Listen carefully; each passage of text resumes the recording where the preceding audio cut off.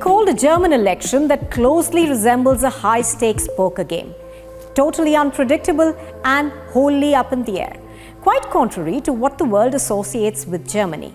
Decisive, uncluttered and somewhat boring. But this is an election that marks the end of an era.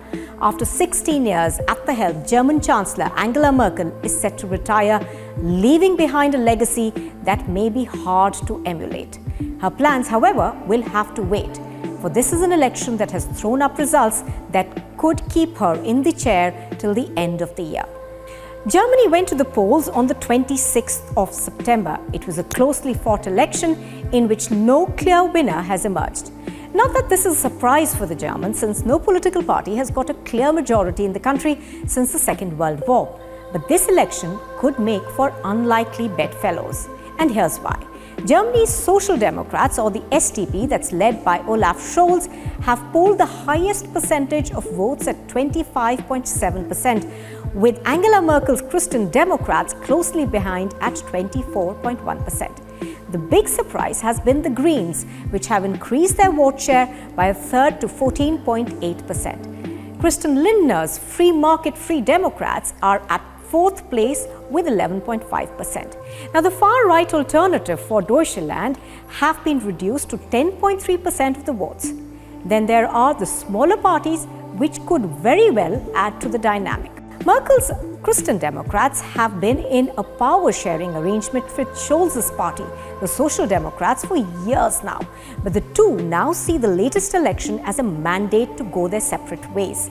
And that's where the drama begins, as the two biggest parties now try to lure the two kingmakers, the Greens, whose central agenda is climate protection, and the FDP, who want to ensure that climate policy stays within the framework of the liberal market economy. Now, this puts them at the opposite ends of the spectrum. But together, they make up over a quarter of the vote. That will be enough to carry the two big parties across the finishing line. Olaf Scholz, whose party has polled the maximum number of votes and seats, has been quick to stake claim. He says, and I quote, "Many citizens have voted for the SDP because they want a change of government and because they want the name of the next chancellor to be Olaf Scholz." Scholz's ambition makes what is being called for a traffic light alliance a very real possibility. The red is for the SDP, the green and the yellow for the Greens and the FDP.